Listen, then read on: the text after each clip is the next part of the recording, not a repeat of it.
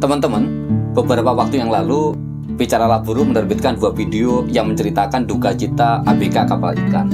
Satu di antaranya berada di tengah laut selama 40 hari dan merapat ke daratan hanya 2-3 hari untuk kemudian melaut lagi. Itu dilakukan selama 1 tahun penuh. Tetapi ironisnya, selama 3 bulan upahnya tidak dibayar. Satu lagi, ABK yang berada di tengah laut selama kurang lebih 2,5 tahun tanpa sekalipun menginjak daratan. Bekerja selama hampir 14 jam setiap harinya, dan tragisnya, selama 2,5 tahun itu pula 1 sen pun tidak menerima upah. Jika Anda belum menonton video kedua ABK tersebut, linknya saya taruh di dalam deskripsi. Lalu, apa yang harus diperbaiki agar permasalahan terhadap para ABK tidak kembali terulang? Yuk kita cari tahu di dalam video singkat ini.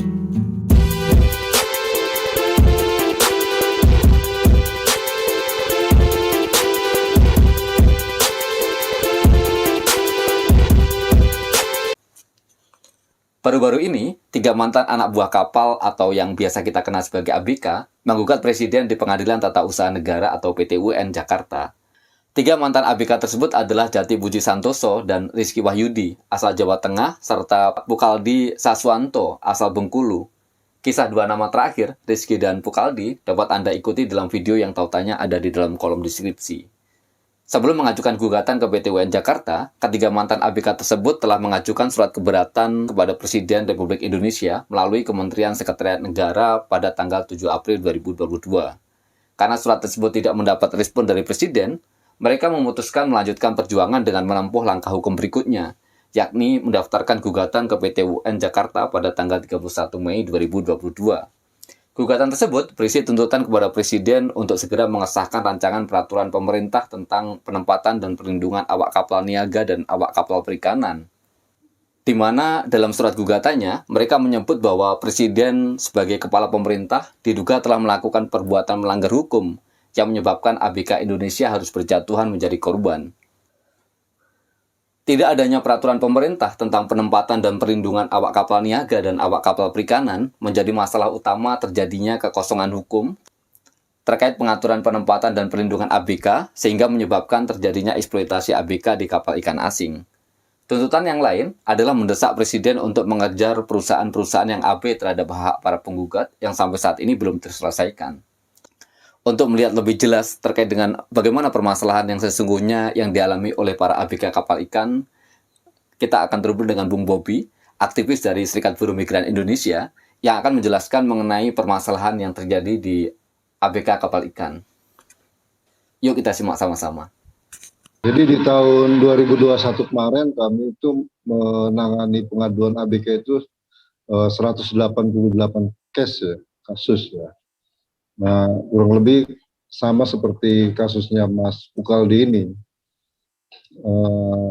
Jadi kami melakukan 2 ya. Pertama itu penanganan kasusnya, nah kedua itu kebijakannya. Jadi kalau penanganan kasus, upayanya memang lebih ke bagaimana pemenuhan hak ya, melalui mediasi, bipartit, kemudian saat ini tripartit dilaporkan ke Dinas Tenaga Kerja di daerah ya. Nah, kemudian upaya yang kedua yaitu mengawal kebijakannya. Jadi berdasarkan pasal 4, pasal 64 Undang-Undang 18 tahun 2017 tentang pelindungan pekerja migran Indonesia, ABK itu bagian dari pekerja migran Indonesia. Nah, pasal 64 itu memandatkan kepada pemerintah untuk menerbitkan peraturan pemerintah tentang pelindungan pelaut awak kapal. Nah, sampai saat ini itu belum diterbitkan. Seharusnya diterbitkan 2 tahun sejak November 2017. Jadi seharusnya November 2019 itu sudah diterbitkan tuh RPP Pelindungan Pelaut Awak Kapal. Ya. Tapi sampai saat ini belum. Jadi sudah 2 tahun lebih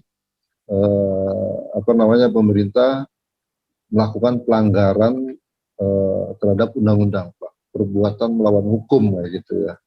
Nah, makanya Pak hari ini kami melakukan gugatan ya. Teman-teman kami mendampingi teman-teman ABK melakukan gugatan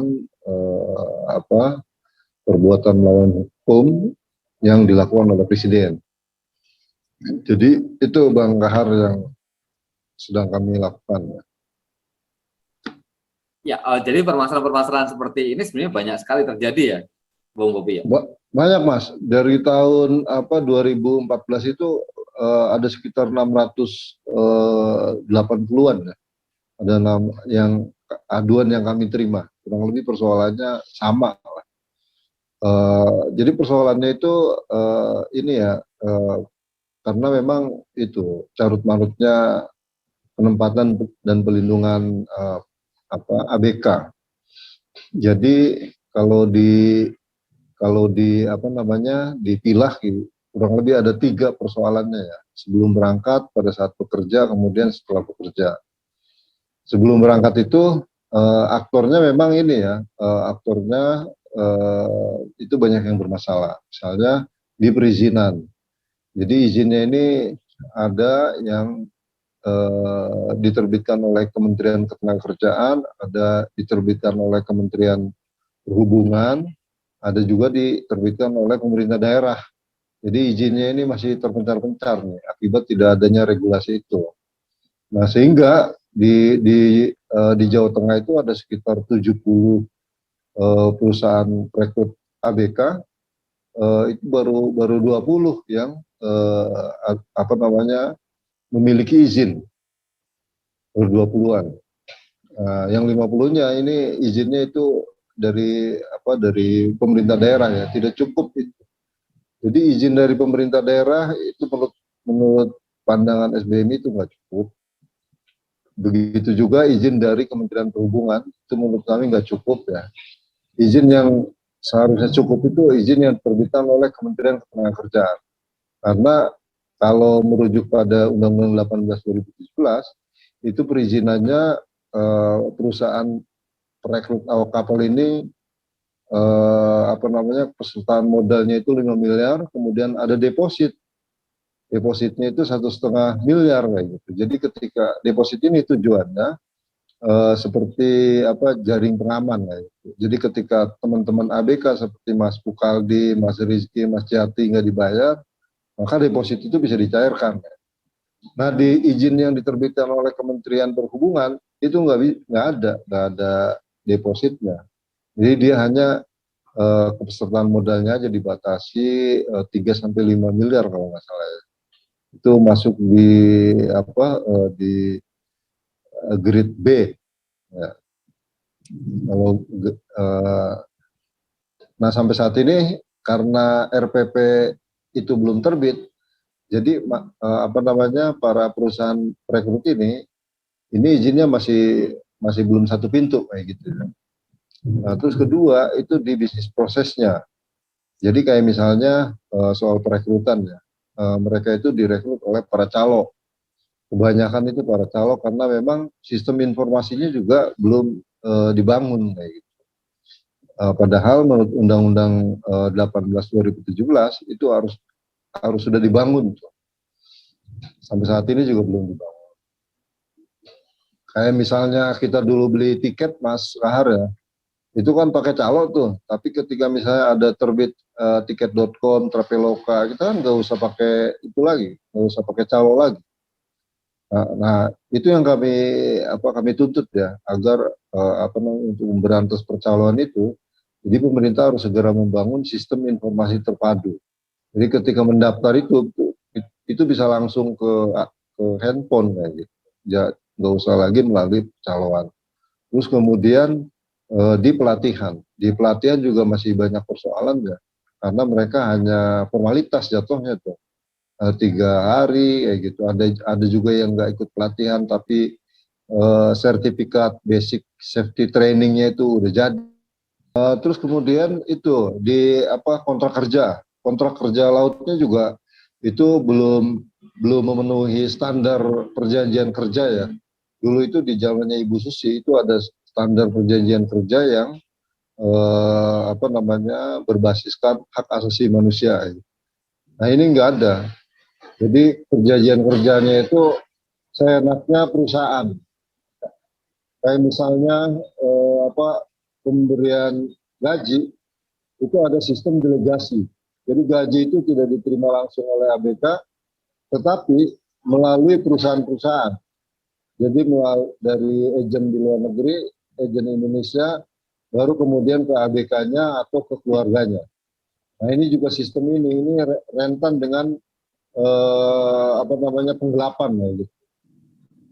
Nah kemudian di di luar negeri di paspornya mereka kebanyakan menggunakan visa kunjungan, bukan visa kerja. Ini yang jadi persoalan.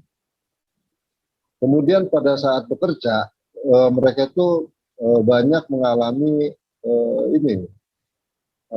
kerja paksa seperti yang diatur di dalam konvensi ILO 29 tentang kerja paksa ya, penghapusan kerja paksa.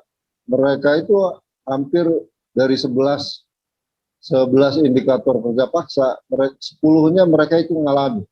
Misalnya kerja jamnya berlebih tanpa ada lembur, tanpa masuk lembur. Kemudian mereka terisolasi, mereka tidak diberi hak komunikasi dengan keluarganya. Jadi selama 2 tahun itu Mas Pukaldi itu nggak bisa komunikasi tuh dengan keluarganya. Itu dampak sosialnya juga banyak tuh ya. Ada yang pulang-pulang itu istrinya sudah menikah lagi, kayak gitu. Ada yang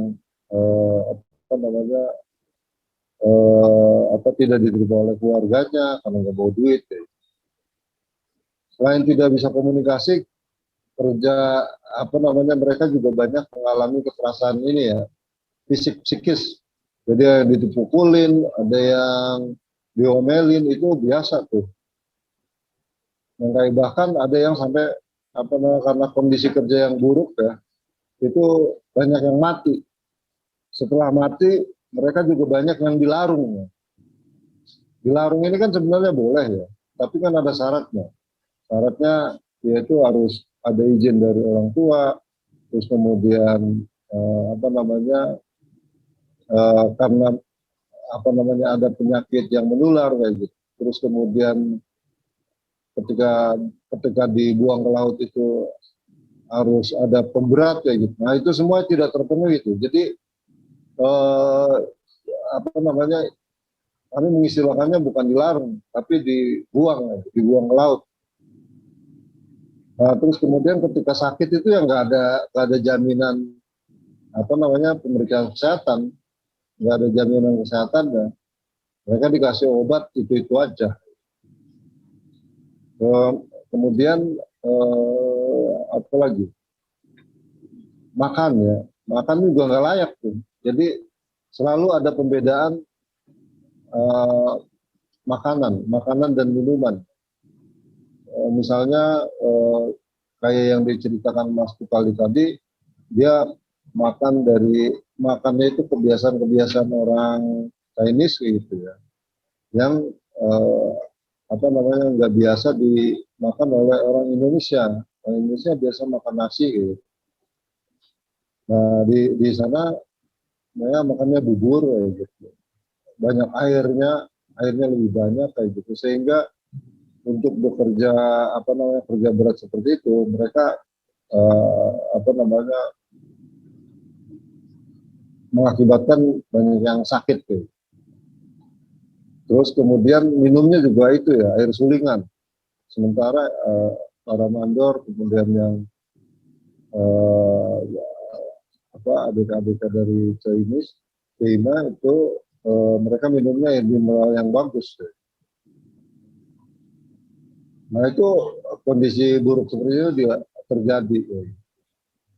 Nah ini kalau kalau tidak diatur regulasinya, ini sampai kapanpun akan terus terjadi korban. Mereka masuk di dalam perbudakan modern atau tindak pidana perdagangan orang. Nah itu yang terjadi saat ini pada ABK. Jumlahnya ABK ada berapa nggak ada yang tahu, karena sistem pendataan kita juga lemah. Ini memprihatinkan. Jadi bagaimana mau melindungi jumlahnya berapa, orangnya ada di mana, kayak gitu. Itu nggak ada yang tahu. Nah itu yang terjadi, Bung Kahar. Ya, jadi intinya PP terkait dengan perlindungan ABK ini mendesak dan sangat penting ya, Bung Bobi ya. Menurut kami sangat penting.